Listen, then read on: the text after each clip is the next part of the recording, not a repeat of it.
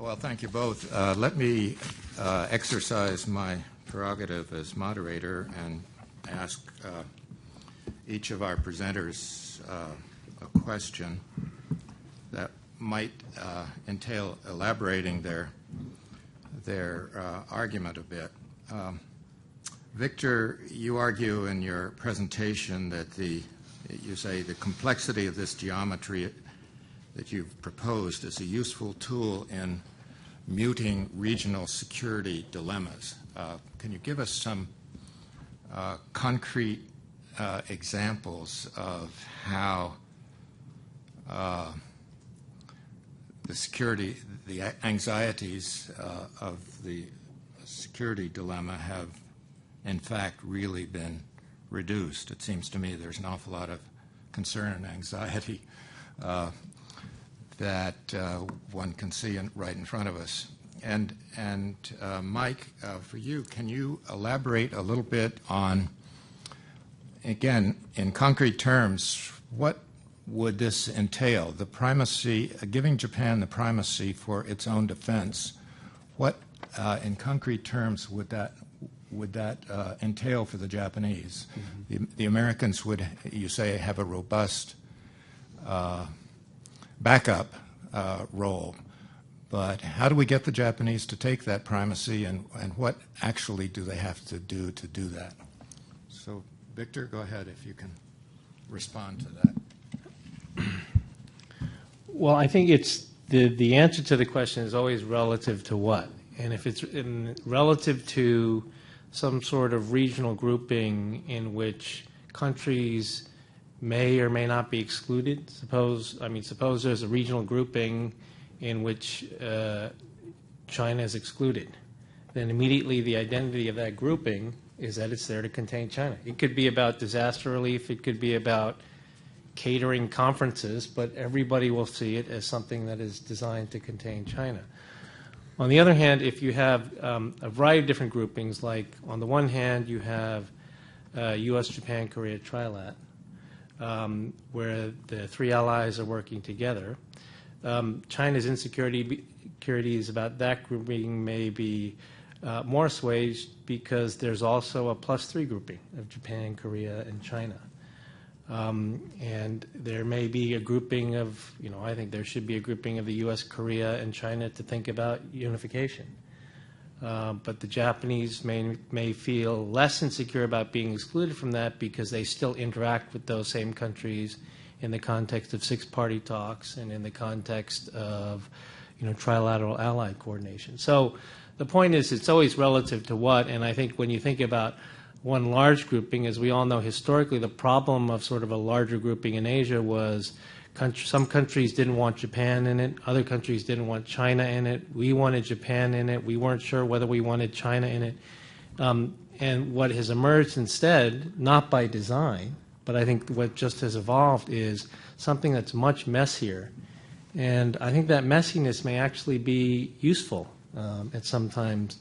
And when you try to make it into one larger grouping, then you have the problem of membership and exclusion and all that comes with the question of exclusion. I think there's a couple of different pieces, and to simplify it, there's a structural piece, and then there's what you might refer to as kind of a software piece to this. The structural piece is building two key capabilities into the alliance. The first is a pure Japanese capability, and that is a joint capability. Right now, there's no doubt that the naval forces of Japan have significant capabilities, and the air forces of Japan have significant capabilities. The ability of Japan to integrate those and to use them in an integrated defense of Japan is lacking. By extension, what is lacking also is the ability of the alliance to bring together the joint and combined forces of both nations in a meaningful way for the defense of Japan. I think there's a route to get there to build the joint and combined capability that lays in front of us. You have missile defense, which is arguably high up on both countries' list of important things to do. You could very easily with the right type of political decisions in Japan, come up with a very robust combined missile defense capability. This is not necessarily a single headquarters, but this is the ability to have the two forces, the two commanders being able to sit together and make decisions together, responding to their respective national command authorities. That could be evolved over a fairly short time into a fully integrated air defense capability, a combined air defense capability that then can be evolved further by bringing in the naval capabilities. And once you have knit together a fairly tight joint and combined capability for air and naval forces, you've wrapped up the defense of Japan. So that's a path, and that's all structural. The toys are there, if you will. All the tools, the ships are there, the planes are there. There's hardware that could be bought to enhance, but most of it's there already. On the software side, contingency planning. And it seems like whenever we talk alliances, whether it's with Japan or Korea out in Northeast Asia, we're all talking contingency planning. But in the case of Japan, it's really the contingency plan about how do you deal as a joint and combined force, as an alliance, with the defense of Japan on the whole spectrum of possible contingencies, whether it's a North Korea missile shot, something more belligerent by North Korea, or further down the road, the potential aggression coming off the Chinese mainland. You have to go through the process of contingency planning to really prepare yourself for it. And for those of you that haven't done it, the value of the contingency plan is not the plan that's sitting on the desk later. It's the thought process that you went through to get there, because you've identified all the complexity, all the issues that you're going to have to deal with at some time. If you don't do the contingency planning beforehand, the deliberative planning, you'll never get the crisis action planning right. Okay, the floor is open. Tom? Yeah, there's a great presentation. I had a question, I guess, for Victor, but maybe for Mike as well. Oh, sorry. I have a question for Victor, but maybe Mike as well. It has to do with operational control transfer. Can you hear in the back? Can you hear Mike? Okay. I have to hold it up higher? Yeah. I'm an academic. I'm sorry. It has to. My question is to Victor and maybe to Mike as well. It has to do with the transfer of operational control in Korea, which I believe is scheduled for 2012 under the current agreement.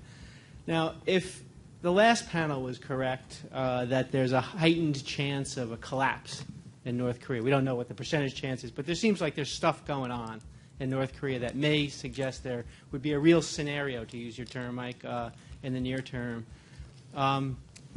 I could imagine two different positions on operational control transfer. One being all the more important that South Korea be in the lead on anything that happens in the future, because you want it to be a South Korean-led operation, because you want it to be a Korean unification operation, not an American imperial operation, for all sorts of reasons that would take too much time to elaborate.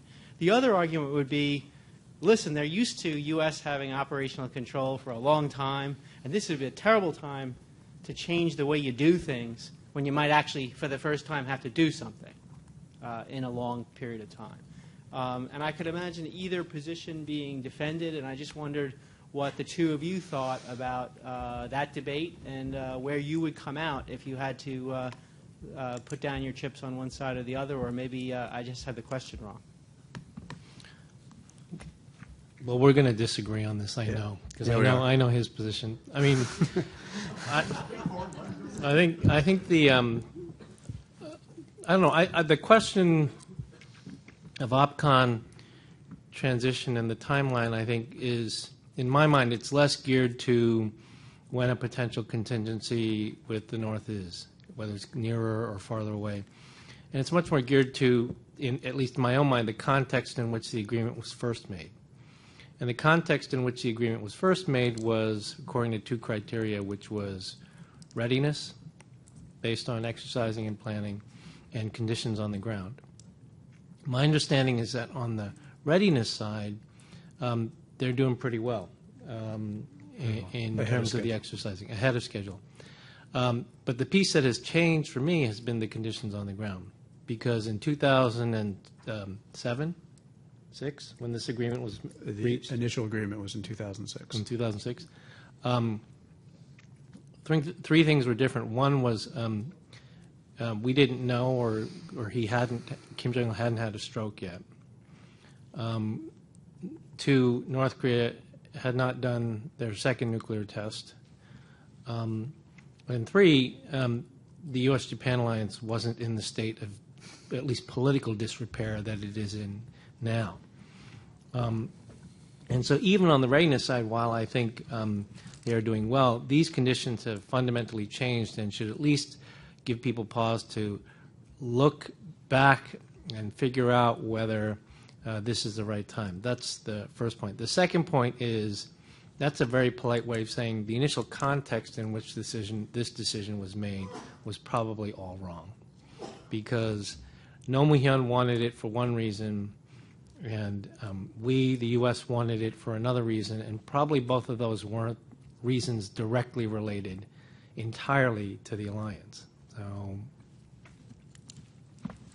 I think maybe I'll come at this a little bit backwards, get to your question as a second part, but just to pick up on. Wait, Mike, I just want, Victor, you think it should be delayed? yes. Oh, right. So that means in the end, right.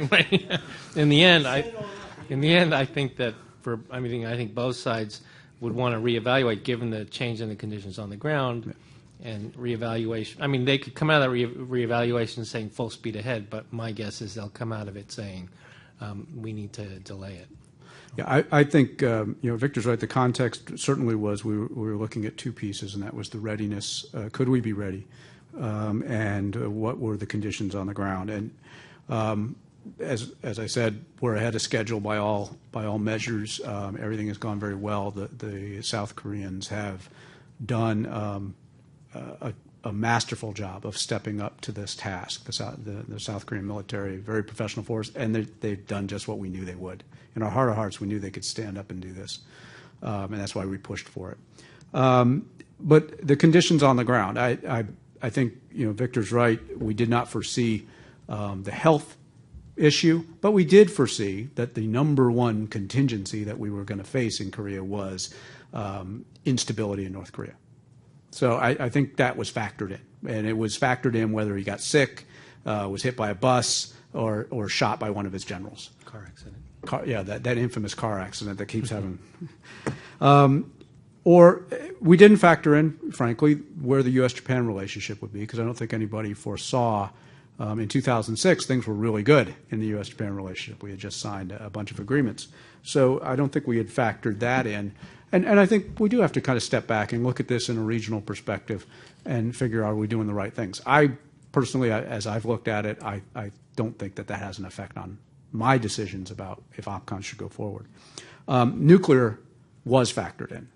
The tests, would there be a test, second test, that was not factored in as far as when it would happen, but we knew it would happen. They had tested, and they would test again. So that was certainly a part of our calculus. And even going into this, as early as 2004, when we first started thinking about this, the assumption was that there were nuclear capabilities, at least, of some kind in North Korea. So getting more directly to your question, and one other point, I'm sorry, the context about why it was done. I think there's some misread of what the context was. I think it was a time where there was a lot of angst and a lot of noise in the alliance. But I think, and I know I can speak for everybody on the U.S. side of the equation that was a part of the planning and decision making for it. Everybody was looking forward and saying, this is the type of relationship we want to have. It wasn't. I don't think it was ever an exit strategy, at least not over in the Pentagon was it ever considered an exit strategy. So getting to your question, though,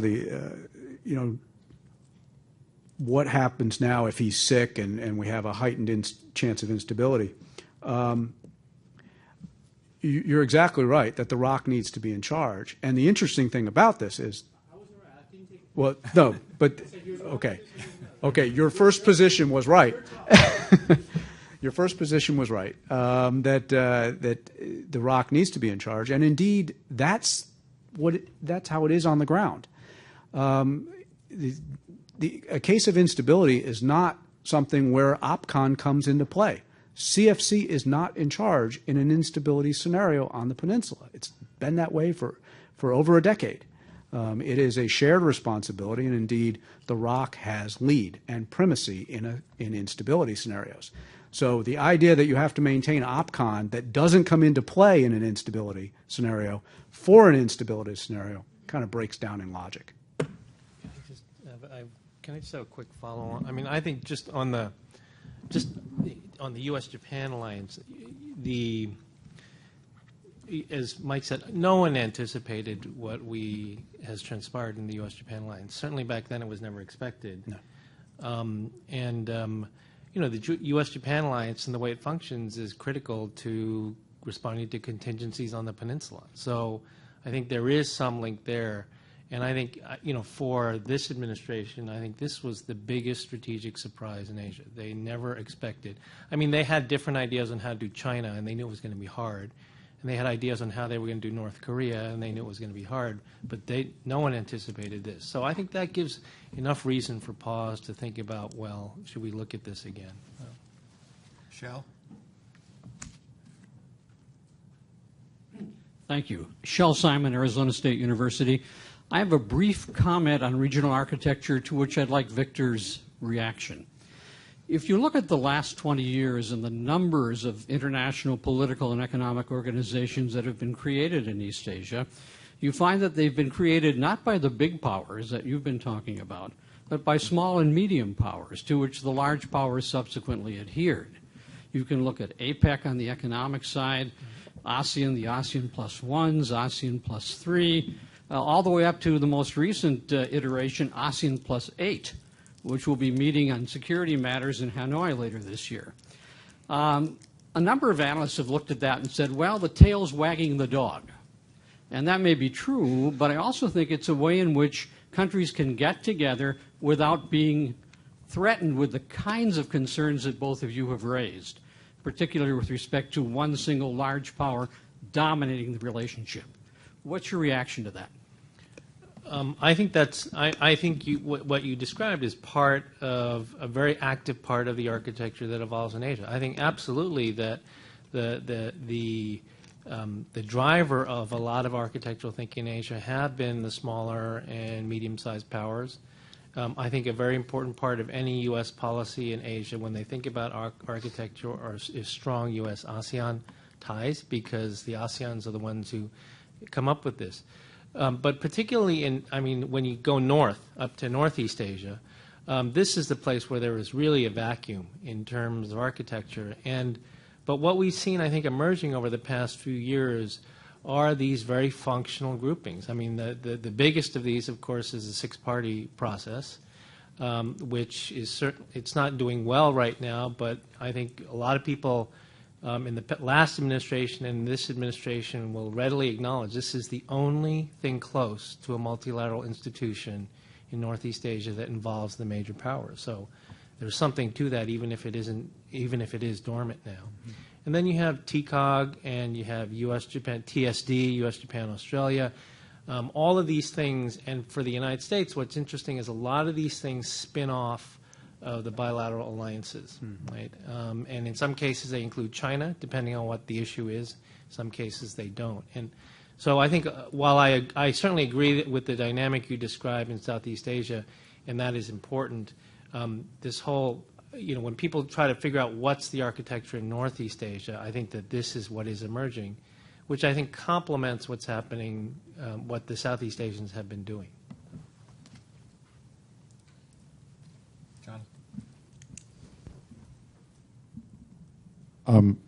A question for both of our speakers. Victor, I'm wondering whether, you talked about a kind of a business model or a branding model almost, if you want to use that kind of a metaphor. Part of the problem, it seems to me, vis-a-vis the United States and China, is who takes ownership of a concept. They're dead on arrival, if you will, if they are identified unambiguously as deriving either from a group of people in Beijing or a group of people in Washington. So where does that leave us? I mean, as you point out, there's a lot of other things that are there that, and I think you've said something important about how complexity ain't so bad. It may buy you a lot, but in terms of fundamentally, how do you reconcile, on the assumption that you could come to some kind of a shared strategic concept, how do you get there other than by looking for somebody else who doesn't own it, or rather that ownership is taken of it from some other party? I don't know. For Mike, I want to clarify something. You made a compelling case for a defense of Japan argument, that this is really what it should focus on. But you seem to leave dangling there the possibility, once we've done that, then you could move on to other things beyond the defense of Japan. Now, given the amount of political heavy lifting that would presumably be entailed in getting to the first point, how are you going to get to point two? One answer to the question, Jonathan, is that this is a role where other, not U.S., not China, not Japan. I mean, this is where countries like Australia, Korea, and others can play a role in terms of trying to push issues on the agenda, taking ownership of the idea. The other is that in some of these, the problem is not a question of political ownership, it's a question of development. So, for example, in the case of the tsunami, the core group countries were the United States, Japan, Australia, and India, but we went and asked the Chinese to be part of this from the very beginning. And their initial response was, sorry, we're just a developing country, we can't really participate. And then, of course, they tried to recover when they realized how big an event this was by giving a lot later on. Right. But that was a case where it wasn't really an issue of who owned it. It was just that they didn't want to participate. And then the final thing I would say is that there's a case. I mean, if you look at the way Six Parties started, no one would have imagined that. Which is, here's a problem that we need to deal with, and the United States said, let's do it multilaterally and put China in the chair. Right? This was different, very different. So I think I don't think there's a simple answer. I think there are a number of different answers. And the other thing is that by business model, what I really mean is that the problem is always collective action, right? Who is going to help pay the cost of organizing this thing? And in the end, it's not going to work if you try to say, well, we need one big organization and we need 2 countries to step up and do this. That never works. I mean, what you need to do is have a problem where people who have the most invested in that problem are the ones who step up. And that, in many ways, is a much more fluid sort of groupings than it is a single building of an architecture.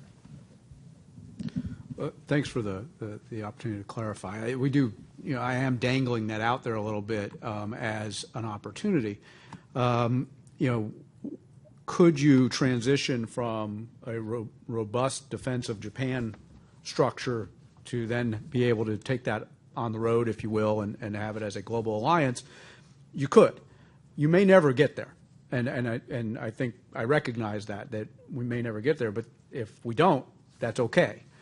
The treaty is about the defense of Japan, so get that right. But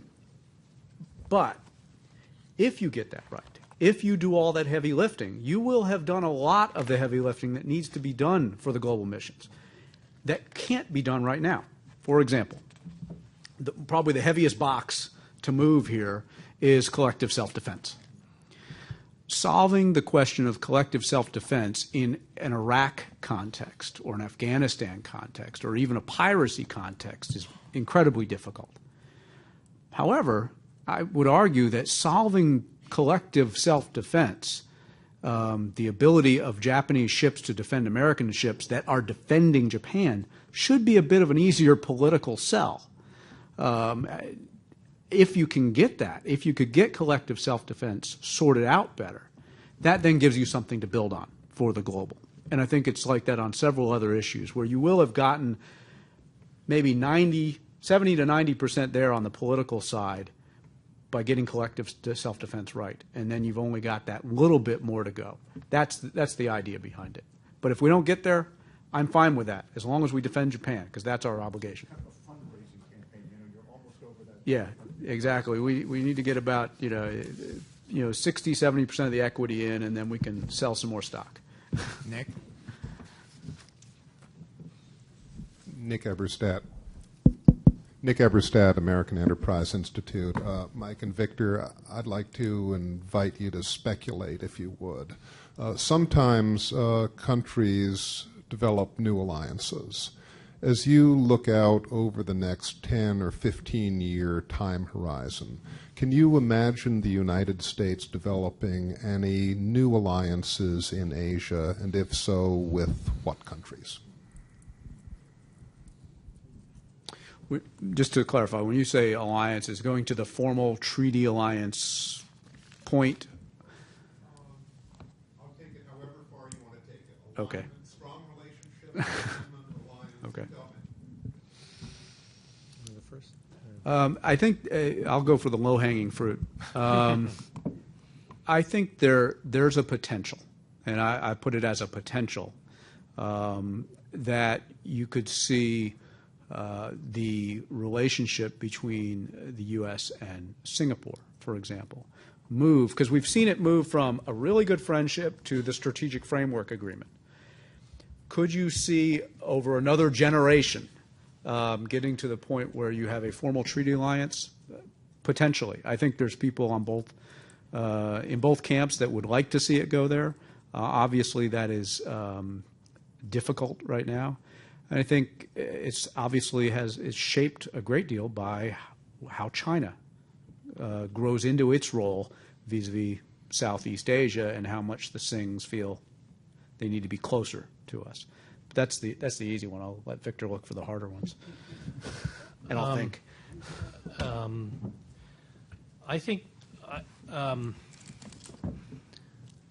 I don't think that we will have. I don't think the United States will form other alliances in Asia that look like the alliances today that we have in Asia. I mean, there will not be another mutual defense treaty like the ROK or the Japan alliances. I just don't think there will be. I think we will have more and more relationships that look like Singapore, and I think there are places where we need to do that, like Indonesia and others. But it's hard for me to imagine the same sort of alliances because these, were formed under very specific conditions in a very specific era, and they blossomed to become other things. But at the core is this mutual. I mean, it really is a unique mutual defense commitment, and it's hard for me to imagine that the United States would do that with other countries in Asia. I think it's politically difficult, and the conditions under which the current alliances were formed were so unique. It's hard to imagine those same conditions again. Just to follow up, I think the Strategic Framework Agreement is probably more of the model that you would see. And I think maybe one that's somewhat ripe for that, not today, but in a decade or so, might be Vietnam, because I think there's some significant interest there, aligned interests. Yeah, Indonesia, if we ever get there, if we ever have a visit there. Someday. It'll happen someday. Yeah. Did you cancel 3 times before you went state? No, you are. Okay. 4th time's a charm. Time for 1 or 2 more questions. Yes. Victor, one quick question. I've lived in the region 10 years, in Asia Pacific, and I refer to Northeast Asia as kind of the triangle of angst, because when I was teaching students in China, I remember I would ask them various questions about the region, and when I brought up Japan, you could see the whole class of darkness come over the whole class. When I'm in South Korea, same thing usually with Japan, but also an interesting thing is South Koreans feel that unification, and even though most South Koreans want unification, it's not an overwhelming majority, but most South Koreans want it. But they also believe, and I was told this by numerous individuals, newspaper people, academics, businessmen, that they don't believe the United States, China, or Japan is very warm to the idea of Korean unification. And also the South Koreans and the Koreans in general are scared of being sucked back into this kind of imperial China, tributary past.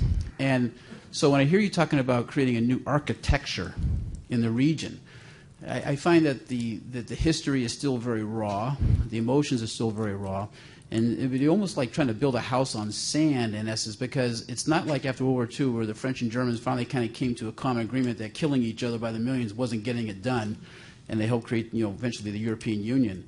So I'm asking the complexity, the difficulty of trying to create a security architecture in a region that is so extremely volatile, and there's so much mistrust by all the major parties. And also the trust is also reflected upon the United States by all three of these countries.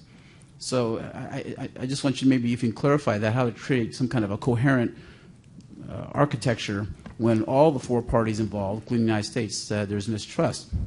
And for Michael, I want to ask a question about Japan. From my study and from talking to people in Japan, they said generally they accept the U.S. leadership in terms of defense, for their defense after World War II and everything. But the Kissinger opening of China, Japan being completely blindsided by this, I was told that to some degree Japan has never really gotten over this. Mm-hmm.